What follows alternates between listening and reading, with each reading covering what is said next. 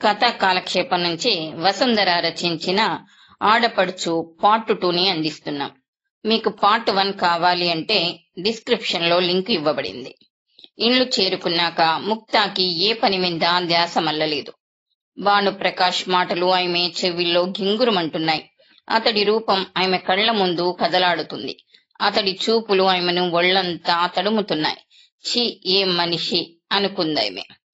ఐశ్వర్యంలో ఓ స్థాయి చేరుకుంటే మనిషి సంస్కారాన్ని కోల్పోతాడా, లేక సంస్కారాన్ని కోల్పోయే ధైర్యాన్ని ఐశ్వర్యం మనిషికిస్తుందా?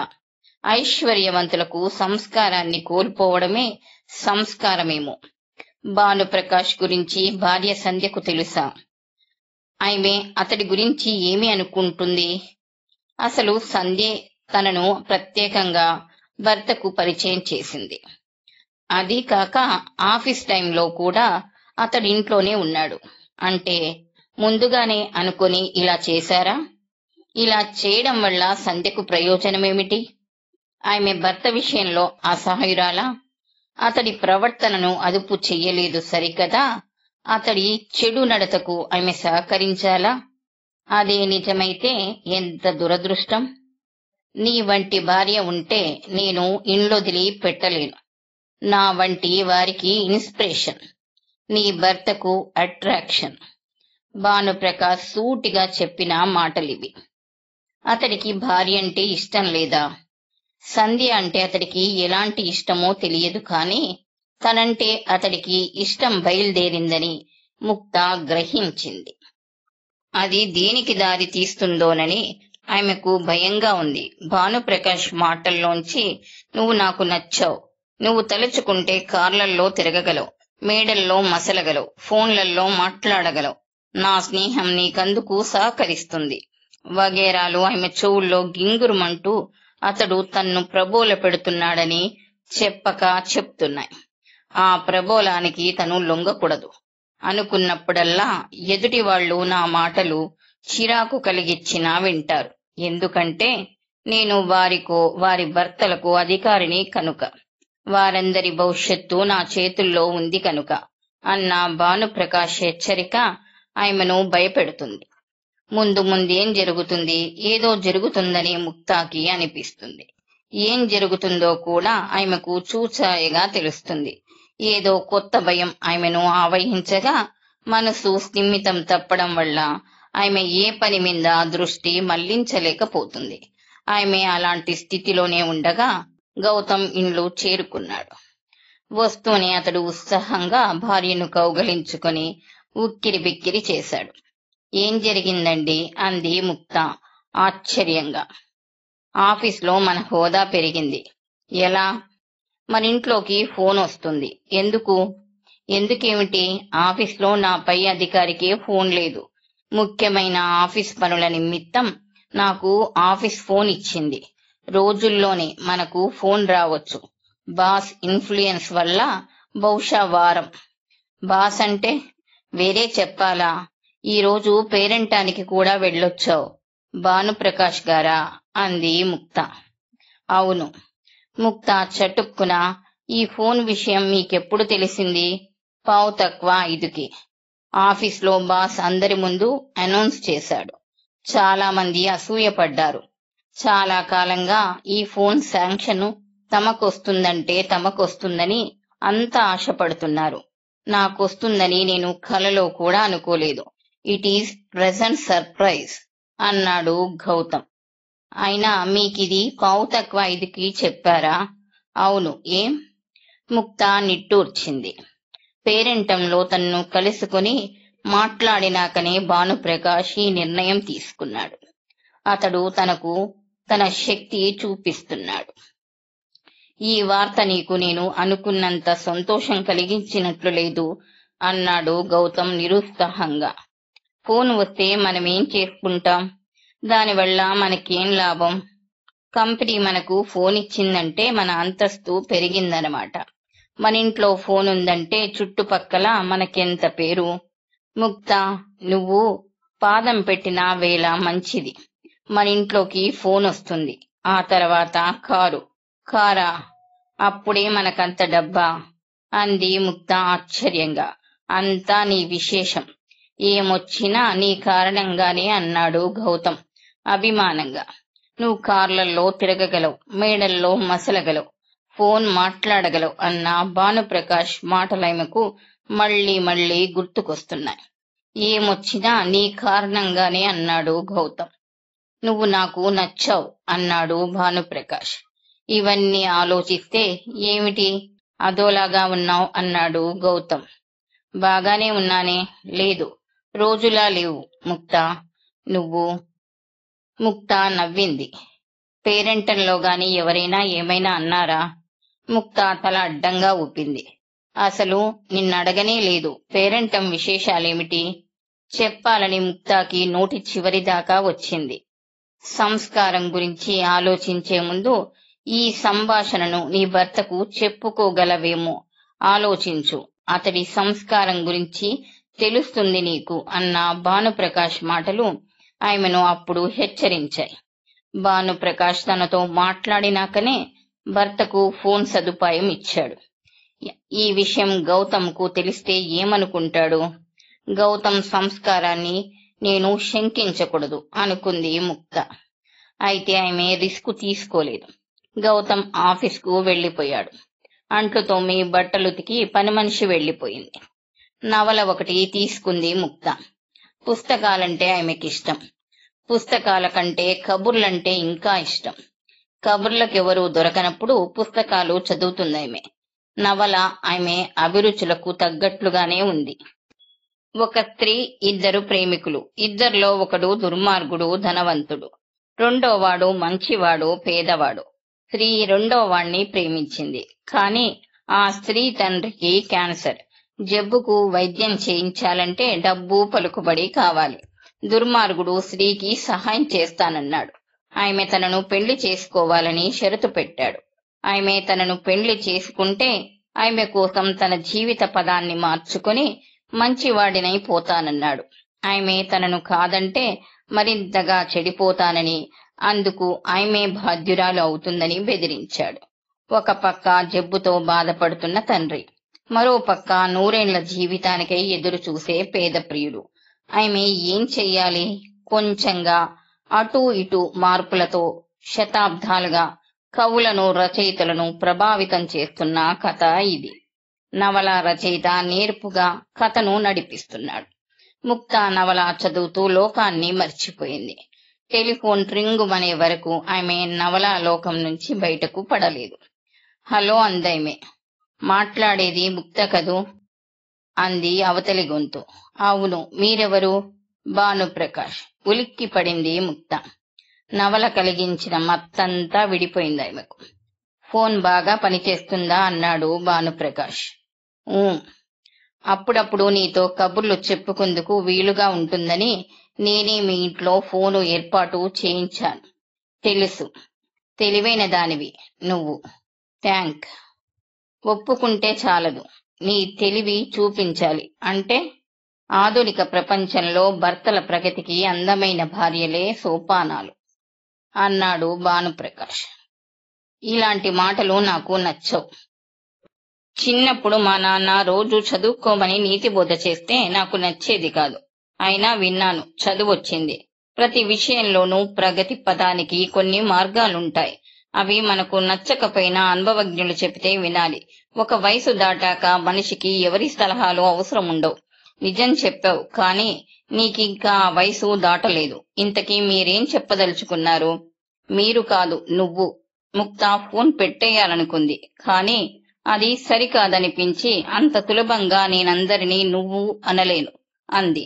సులభ పద్ధతి నేను చెప్తానుగా. వద్దు ముక్త అంది. ముక్త, ఒకరికొకరు ఎదురైనప్పుడు ఎన్నో మాట్లాడుకోవాలనిపిస్తుంది. మోహమాటం అడ్డొస్తుంది. అలాంటప్పుడు ఉత్తరాలు పనికొస్తాయి. మనిషికి నోటితో చెప్పలేనివి ఉత్తరాల్లో అక్షరాల రూపంలో చెప్పుకోవచ్చు. కానీ అందరికీ ఉత్తరాలు రాయడం రాదు.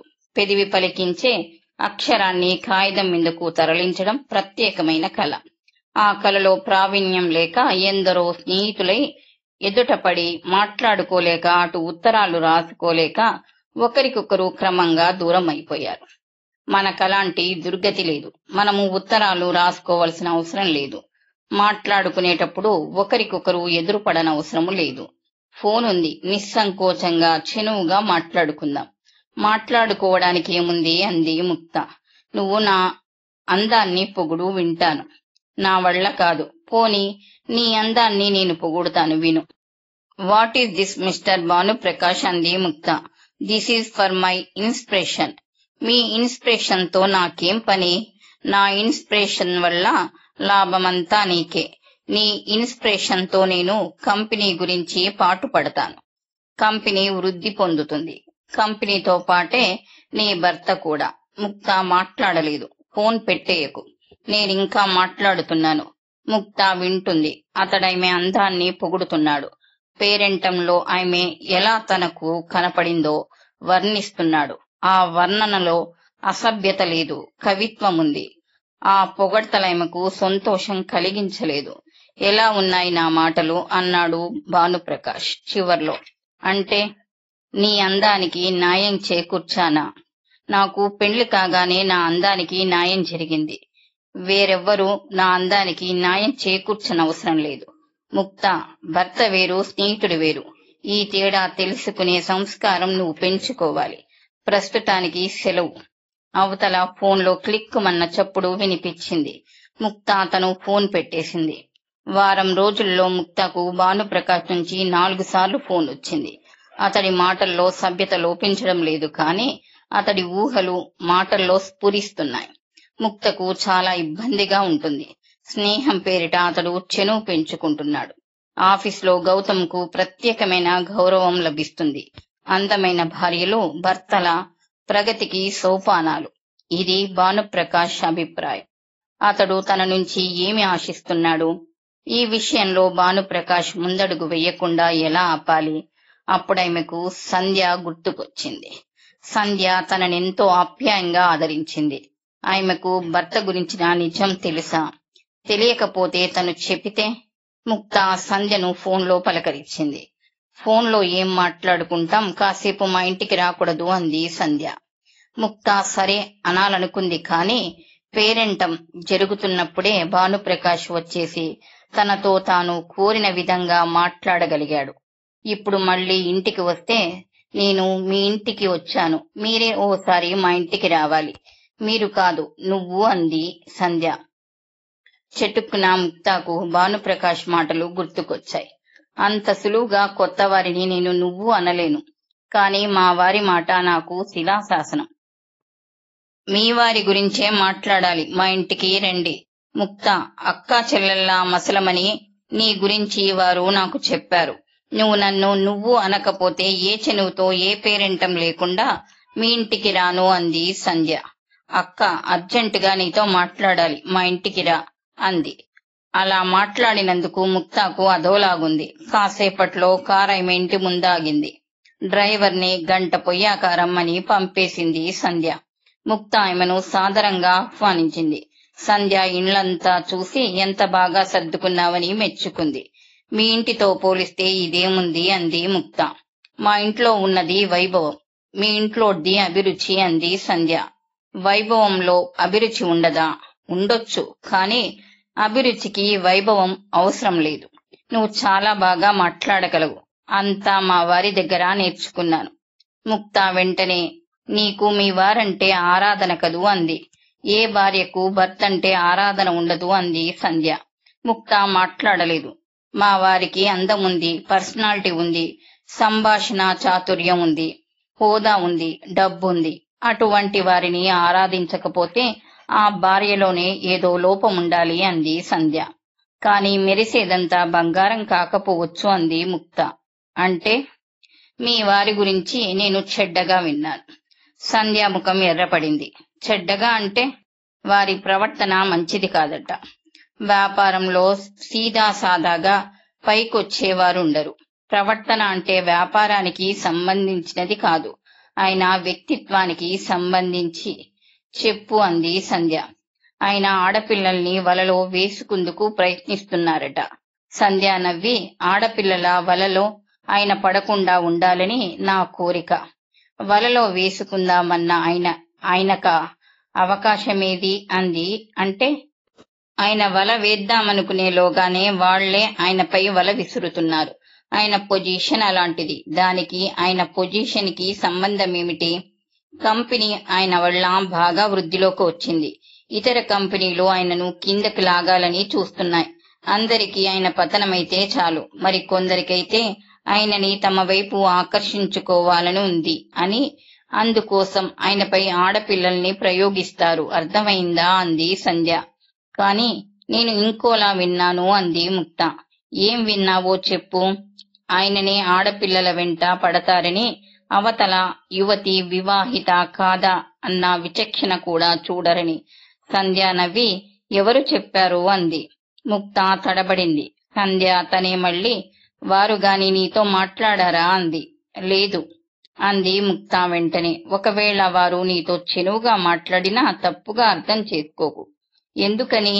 ఒక వయసులో మగాడికి ఆడది, ఆడదానికి మగాడు గొప్ప ఆకర్షణ. ఆ ఆకర్షణలో నుంచి బయటపడి తప్పించుకోవడం ఎక్కడో మహాత్ములకు తప్ప సాధ్యం పడదు. మా వారికి తన ప్రవర్తన గురించి పట్టుదల ఉంది. వారిపై నాకు నమ్మకం ఉంది. కాని ఒకసారి తన మనసు చెలిస్తుందేమోనని వారి భయం.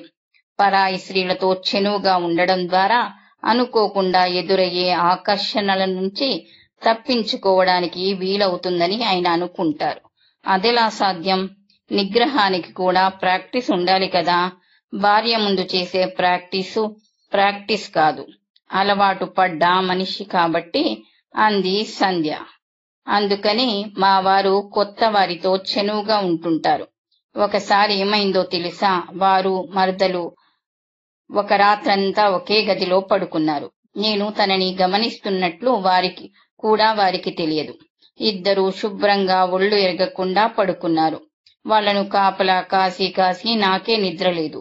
నువ్వు చెప్తున్నది నాకు చాలా చిత్రంగా ఉంది అంది ముక్త. వారంటే నాకు ఆరాధన. వారి పట్ల నాకు పూర్తి నమ్మకం. వారి ప్రవర్తన సరైనది కాదనడానికి కళ్ళారా చూడగల రుజువు లభిస్తే నా కళ్ళే నన్ను మోసం చేస్తున్నాయనుకుంటాను తప్ప వారిని అనుమానించను అంది సంధ్య. నీ నమ్మకము నీ భర్తను పాడు చేయడమే కాదు, ఎందరో ప్రతివ్రతలను పతితల్ని చేస్తుంది అంది ముక్త. ప్రతివ్రతలు పతితలు కాలేరు అంది సంధ్య. ఎందుకు కాలేరు? తమను తాము రక్షించుకునేందుకు ప్రతివ్రతలు భర్తలపై ఆధారపడరు. తాము పూర్తిగా అసహాయులు అయినప్పుడు దేవుడే వారిని రక్షిస్తాడు. అలా రక్షించకపోతే వారు ప్రతివ్రతలు కారని అర్థం. నీ భర్త సరైనవాడు కాదనడానికి నాకు కొన్ని రుజువులు లభించాయి. కాస్త ముందడుగు వేస్తే విషయం నీ ముందు కూడా రుజువు చేయగలను. ఏమిటి నీ రుజువులు? ఇప్పుడు చెప్పను. ఎప్పుడు చెప్తావు? అది నాకు తెలియదు. నేను రిస్క్ తీసుకోవాలి. నాకు దేవుడి మీద నమ్మకం లేదు అంది ముక్త. దేవుణ్ణి నమ్ము. తన భక్తులకు ఆయనెప్పుడు అన్యాయం చేయడు. తప్పు చేసిన వాళ్లే దేవుణ్ణి నమ్ముతారని మా నాన్నగారంటారు. సంధ్య ముఖం పాలిపోయింది. నేను తప్పు చేశానంటావా? భర్తనంతలా నమ్మడం నువ్వు చేస్తున్న తప్పు. అందువల్ల అతడు బరితెగించి ప్రవర్తించే అవకాశం ఉంది. నువ్వు మా వారిని ఎందుకు అనుమానిస్తున్నావు అంది సంధ్య. ఆలోచిస్తే నీకు మీ వారి గురించి అర్థమవుతుంది. అతడు నిన్ను వెర్రి బాగుల్దాన్ని చేసి ఆడిస్తున్నాడు. లేని పక్షంలో తను ప్రత్యేకించి ఆడవాళ్లతో చెనువుగా మాట్లాడడం ఎందుకు? మరదలితో ఒక్కడు వేరే గదిలో పండుకోవడం ఎందుకు? సంధ్య ఏదో చెప్పబోయి ఆగిపోయింది. కాసేపు ఉండి నెమ్మదిగా, నీకు మా వారి మీద దురభిప్రాయం కలిగింది. ఎందుకో చెప్పితే పోగొట్టగలను అంది. మీ వారి మీద ఆడపిల్లలు వలలు విసురుతున్నారు అనడం అబద్ధం. అతడేవో ఆడపిల్ల మీద వల విసురుతున్నాడు. ఇప్పుడు ఎవరైనా ఆమె ప్రతివ్రత. ఎవరా ప్రతివ్రత అంది సంధ్య. ఎవరైనా ఈ పరిస్థితి నుంచి ఎలా బయటపడాలా అని ఆమె భయపడుతుంది. ఆమెకు భర్తే ప్రాణం, భర్తే లోకం, భర్తే దైవం. కాని ఆ భర్త రూపురేఖలు లేకుండా నాశనం చేయగలడు నీ భర్త.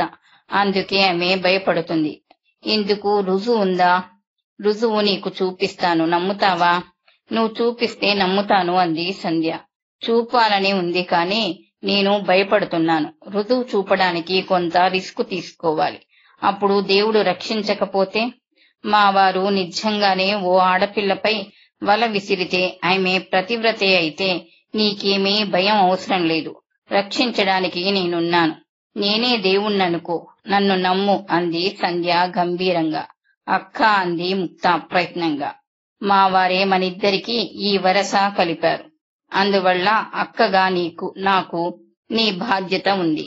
నీ సమస్య ఏమిటో నిర్మోహమాటంగా చెప్పు. నేను చెయ్యగలిగింది చేస్తాను అంది సంధ్య. ప్రస్తుతానికి నువ్వేమీ చెయ్యనవసరం లేదు. మీ వారిని ఓ కంట కనిపెడుతూ ఉండు అంది ముక్త. నువ్వింట్లో అడుగుపెట్టిన వేళ విశేషం మంచిది. ఆఫీస్లో నాకు మంచి ఫ్యూచర్ కనపడుతుంది అన్నాడు ఒకరోజు గౌతమ్ భార్యతో. ఫ్యూచర్ ఎలా కనపడుతుందండి అంది ముక్త. బాసు నన్ను విపరీతంగా అభిమానిస్తున్నాడు. కొన్నాళ్ల పాటు నిన్ను గమనిస్తుంటాను. నాకు నచ్చితే నా తర్వాత నా అంతటి వాణ్ణి చేస్తానని ఆయన నాతో అన్నాడు సంతోషంగా చెప్పాడు గౌతమ్. భర్త ముఖంలోని సంతోషం ముక్తాను భయపెట్టింది.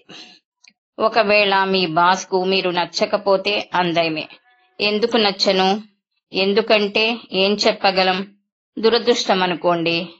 నువ్వుండగా దురదృష్టం నా వంక కన్నెత్తి కూడా చూడలేదు. ముక్త ఉలిక్కిపడి భర్త వంక పరీక్షగా చూసింది. అతడి ముఖంలో ఆమెకు భానుప్రకాష్ కనిపించాడు.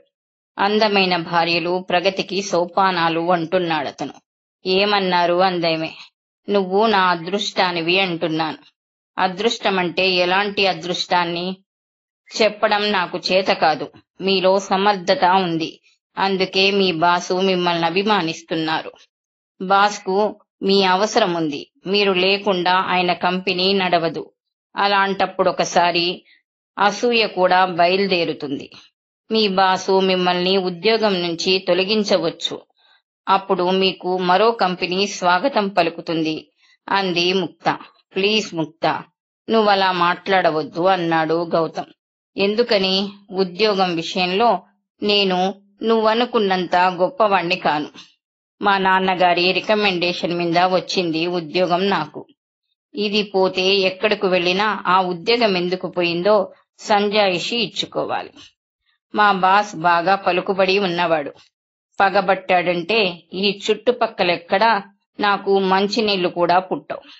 భర్త కళ్లలోని భయాన్ని స్పష్టంగా చదివింది ముక్త.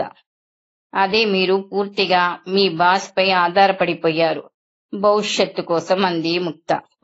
అసలు ఆధారం దొరకడమే ఓ అదృష్టం. దొరికిన ఆధారాన్ని వదులుకోలేను అన్నాడు గౌతమ్. చాలా బాగుంది. ఇలాగైతే మీరు బాస్ కి పూర్తిగా లోకువైపోతారు. అతడు ఒక రోజున మీ నుంచి ఎలాంటి ప్రతిఫలాన్నైనా కోరవచ్చు. ఆయన నా నుంచి ప్రతిఫలం ఎందుకు కోరుతాడు? కోరినా ఆయనకి ఇవ్వగలిగినది ఏముంది అన్నాడు గౌతమ్. ముక్త మాట్లాడలేదు. మంచి మూడు పాడు చేస్తావు ముక్త అన్నాడు గౌతమ్. నా మూడు కూడా పాడైంది. తన భర్త అందరికంటే అధికుడుగా ఉండాలని ఏ భార్య అయినా కోరుకుంటుంది. మీరు బాస్ కి బానిసలని తెలిస్తే నాకెంతో బాధగా ఉంది అంది ముక్త. బాస్ కి బానిస కావడంలో వింతేముంది? అది మన దేశ సాంప్రదాయం అన్నాడు గౌతమ్. మీ బలహీనతను మన సాంప్రదాయానికి అంటగట్టకండి. నీకు ప్రపంచం తెలియక అలాగంటున్నావు అన్నాడు గౌతమ్. హైస్కూల్లో హెడ్ మాస్టర్ కి మిగతా టీచర్స్ బానిసలు. వ్యక్తిత్వం ఉండి ఎదిరించిన వాడు మన్య ప్రాంతాలకు ట్రాన్స్ఫర్ అవుతాడు. యూనివర్సిటీలో ప్రొఫెసర్ కి మిగతా స్టాఫ్ అంతా బానిసలు. వ్యక్తిత్వం చూపాలనుకుంటే చాలు, భవిష్యత్తును కోల్పోతాడు. ఇది విద్యారంగం. లేబొరేటరీలో డైరెక్టర్ కి సైంటిస్టులు బానిసలు. స్వతంత్ర భావాలున్నవాడు నోబెల్ ప్రైజ్ కొట్టే విశేషం కనిపెట్టినా అది లేబొరేటరీ గోడలు దాటి బయటకు రాదు. అది వైజ్ఞానిక రంగం. క్రీడారంగంలో ఆటగాళ్లు యజమాన్యానికి బానిసలు. రాజకీయ రంగంలో రాజకీయవాదులు నాయకులకు బానిసలు. శతాబ్దాల తరబడి భారతీయులు విదేశీయులకు బానిసలుగా ఉన్నారు. స్వతంత్రం వచ్చాక స్వదేశీయులకు బానిసలయ్యారు. మీరన్నది నిజమే కావచ్చు, కానీ కనీసం నా ముందైనా ఈ నిజం ఒప్పుకోండి. నాకు తృప్తిగా ఉంటుంది అంది ముక్త. ఏం చెయ్యమంటావో చెప్పు అన్నాడు గౌతమ్. కాసేపు మీ బాస్ ని తిట్టండి. బాస్నా? ఎందుకు? నా సంతోషం కోసం.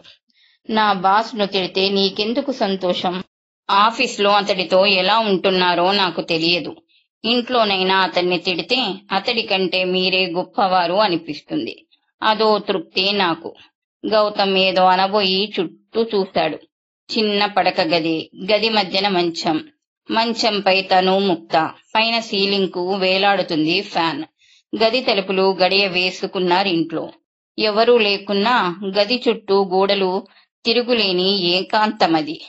ఆ ఏకాంతంలో తను ముక్త. అక్కడ తనేం చేసినా చూసేవారు లేరు, తనేమన్నా వినేవారు లేరు. ఏదీ గోడ దాటి పోదు. చుట్టూ చూశాడు గౌతమ్. గోడలు కనిపించాయి. తిట్టండి అంది ముక్త. వద్దు. ఏ? ఇక్కడెవ్వరూ లేరుగా. ఏమో, గోడలకు చెవులుంటాయంటారు. ముక్తాకు కోపం వచ్చి మరోవైపు తిరిగింది. గౌతమ్ ఆమె నడుం మీద చెయ్యి వేసి, ముక్తా, నువ్వు పక్కనుండగా ఎవరినో తిట్టి సమయం వృధా చేసుకోలేను. వర్ణిస్తాను అన్నాడు. ముక్త మాట్లాడలేదు. అతడామెను వర్ణించసాగాడు. తన కంటికి ఆమె ఎలా కనపడుతుందో వర్ణిస్తున్నాడు అతడు. ముక్తాకు భర్త మాటలు వినపడటం లేదు. ఫోన్లో భానుప్రకాష్ పేరెంటంలో తననెలా కనపడింది వర్ణిస్తున్నాడు. ఆ మాటలే ఆమె చెవుల్లో గింగురుమంటున్నాయి. భానుప్రకాష్ వర్ణన ముందు గౌతమ్ వర్ణన పేలవంగా ఉంది. ముక్త భానుప్రకాష్ కి పరాయాడది, గౌతమ్కి కట్టుకున్న భార్య. గౌతమ్ వర్ణన పేలవంగా ఉండటానికి అదే కారణమా? పరాయి స్త్రీ పుట్టించగల భావావేశం భార్య పుట్టించలేదా? లేక భానుప్రకాష్ బాస్, గౌతమ్ బానిస. తన బానిస మనస్తత్వాన్ని భార్య ముందు కూడా వదిలిపెట్టలేకపోవడం వల్ల ముక్తాకు గౌతమ్ వర్ణన పేలవంగా అనిపించిందా? లేక ముక్త ఉలిక్కిపడింది. గౌతమ్ తనకు కట్టుకున్న భర్త, భానుప్రకాష్ పరాయి మగాడు. అందుకే తనకు అతడి వర్ణన బాగుందా? ఇందులో ఏది నిజం? నిజం ఏదైనప్పటికీ ఆ రాత్రి తొలిసారిగా ఓ విశేషం తెలుసుకున్నాడు గౌతమ్. అన్ని సమయాల్లోనూ ఆడవాళ్లు పొగడ్తలకు లొంగరు. హలో, ముక్తా ఏనా మాట్లాడుతుంది? ముక్త ఆ గొంతును సులభంగా గుర్తుపట్టింది. ఇంట్లో ఉండవేమోనని భయపడ్డాను. ముక్త మాట్లాడలేదు. గౌతమ్ చాలా ఉత్సాహంగా ఉంటున్నాడు ఆఫీస్లో. అతడిలో ఆశలు పెంచేస్తున్నాను. ఇదంతా ఎందుకో తెలుసా? తెలియదు. అతన్ని ఎవరెస్టు శిఖరాగ్రానికి తీసుకొని వెడతాను. అప్పుడు? వద్దు అంది ముక్త. ఏమిటి వద్దు? మా వారినేమీ చెయ్యొద్దు. ఏమీ చెయ్యను. అంతా నీలో ఉంది. నేనేం చెయ్యాలి? నువ్వేమీ చెయ్యనవసరం లేదు. అభ్యంతరం పెట్టకుండా ఉంటే చాలు అన్నాడతడు. హద్దు మీరుతున్నారు. నువ్వు కూడా నన్ను నువ్వు అను. హద్దులు తొలగిపోతాయి. హద్దులు తొలగాలని నేననుకోవడం లేదు. నీ భర్త ఎవరెస్టు శిఖరం వైపు వెడుతున్నాడు. ముక్తాకేం చెప్పాలో తెలియలేదు. గౌతమ్ ఎవరెస్టు శిఖరం వైపు వెడుతున్నాడన్నమాట నిజం. కాని అతడిని ఎలా ఆపాలి? మాట్లాడు ముక్తా. ఫోన్లో విన్న నీ గొంతు తీయగా ఉంటుంది. మా వారికి అన్యాయం చేయొద్దు అందేమే. అది నీలో ఉంది. నన్ను మా వారికి అన్యాయం చెయ్యమనొద్దు అంది ముక్త. ఆధునిక ప్రపంచం గురించి నీకు తెలియకపోవడం నా దురదృష్టం. నీ కారణంగానైనా సరే తను పైకి రావాలని నీ భర్త అనుకుంటాడు. అది అన్యాయమని నువ్వనుకుంటే నీకు ప్రపంచ జ్ఞానం లేదనుకోవాలి. నాకున్న జ్ఞానం చాలు నాకు. ఈ ఊళ్ళో అజంతా ఇంటర్నేషనల్ ఉంది. రోజు మధ్యాహ్నం 2 గంటలకి ఊళ్ళోని ఆఫీసర్స్ కార్లల్లో అక్కడికి వస్తారు. ఎందుకో తెలుసా? తెలియదు. ఎందుకు? తమ భార్యలనక్కడ దిగవిడిచి వెడతారు. వారక్కడ హోటల్లో కొన్ని గంటలు గడిపి వెడతారు. ఫలితంగా వారికి కార్లు, బంగ్లాలు, వైభోగాలు. ముక్త మాట్లాడలేదు. నెలకు 2-3 వేలు తెచ్చే ఆఫీసరు కేవలం జీతం మీద వైభవాన్ని కొనుక్కోలేడు. అందుకే ఇటీవల ఆఫీసర్లు అందమైన భార్యలనే పెళ్లి చేసుకుంటున్నారు. వారిని తమ ఆర్థిక సాంఘిక ప్రగతికి సోపానాలుగా వాడుకుంటున్నారు. ముక్తాకు ఒళ్ళు జలధరించింది. నేను నమ్మను అందామె. నీ నమ్మకంతో పని లేకుండా జరిగిపోతున్న నిజమిది. అయినా సరే నేను నమ్మను. ఎందుకని? మీరు చెప్పారు కాబట్టి.